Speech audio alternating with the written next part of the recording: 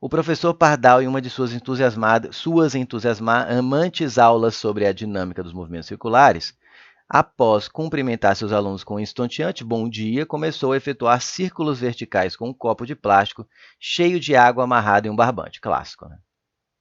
Então, tem um barbante e um copo amarrado na ponta do barbante, sei lá como, que é o mesmo copo.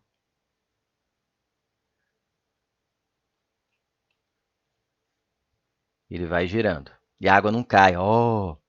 Começou a efetuar ciclos verticais com um copo de plástico cheio, cheio de água amarrado em um barbante. Os círculos verticais produzidos pelo movimento do professor têm raio de 1 metro. Esse aqui, ó. Tem 1 metro. Os alunos que inicialmente acreditavam que a água seria derramada do copo verificaram que, com uma mínima velocidade, nem precisa de muita, quando o copo passa pelo ponto mais alto do círculo, não há risco de derramamento. Observe que ele já te ajudou, falou que o foco tem que ser nessa parte do desenho aqui, no ponto mais alto. Tá? Não há risco de derramamento. Adotando G igual a 9,8 metros por segundo ao quadrado, não quis deixar usar 10, tudo bem. Mas a Faceres é coerente com isso, não põe aquelas contas mirabolantes de alguns vestibulares por aí, não. Ela pergunta entre, olha só como ela espera, não exige que você faça contas fora do padrão, raiz de 2, raiz de 3, sabe de cor, nem isso, mas raiz de 7 que alguns vestibulares por aí fazem. Adotando G igual a 9,8 metros por segundo ao quadrado para a aceleração da gravidade local, posso afirmar que essa mínima velocidade, ou seja, no ponto mais alto, está entre... Então me diga, o que eu preciso afirmar para garantir aí que a água não caia do copo? Aqui eu tenho a água dentro do copo. Vou colocar de uma cor sem ser azul, para ficar destacado. Verde. Tá aqui a água dentro do copo. Quais são as forças que atuam sobre a água?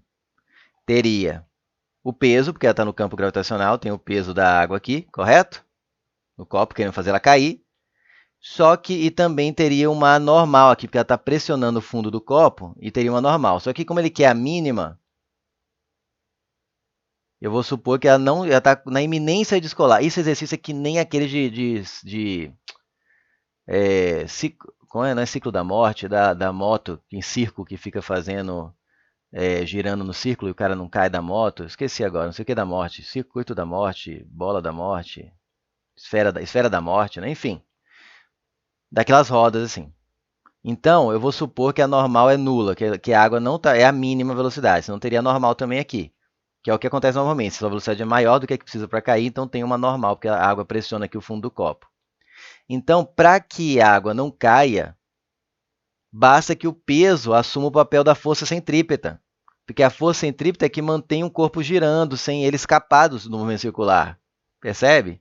Então, se o peso falou, deixa comigo que eu vou ficar com o papel de centrípeta, porque se ele for incapaz de chegar na intensidade da centrípeta, né, se ele não conseguir trabalhar com força centrípeta, se ele for maior do que seria a força centrípeta, melhor dizendo, aí o corpo diminui o raio. E aí vai bater na sua cabeça. Vamos equacionar. Então o que você tem que afirmar em esse tipo de equação, globo da morte. O que você tem que afirmar em esse tipo de equação, de exercício, é que o peso vai pegar para ele o papel de força centrípeta. Lembrando que força centrípeta não é uma força que existe por si só. Vamos falar aqui dela.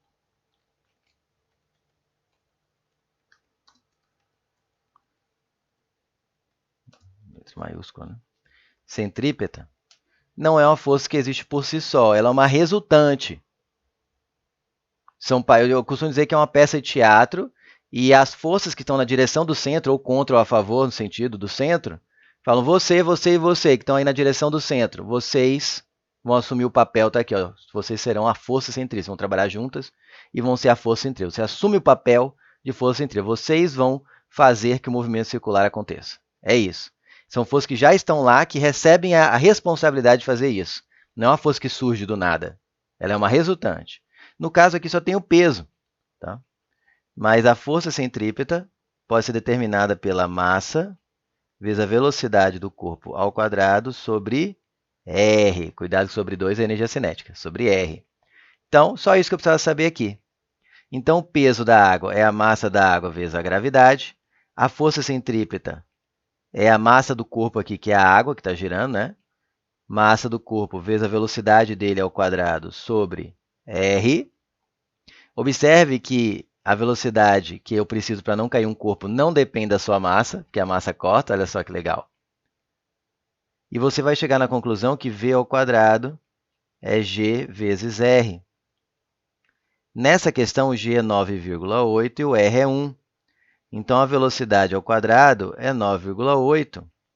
Portanto,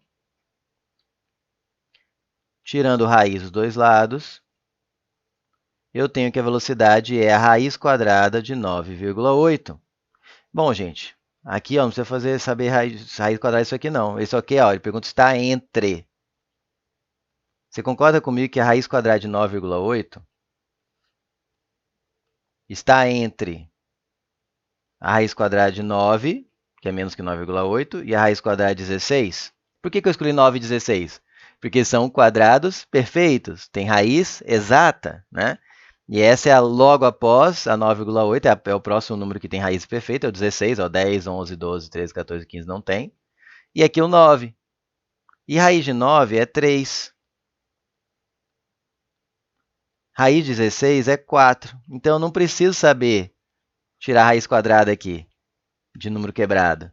Eu consigo afirmar que a raiz de 9,8, apesar de não saber o valor exato, é um número 3, alguma coisa, tá? Entre 3 e 4.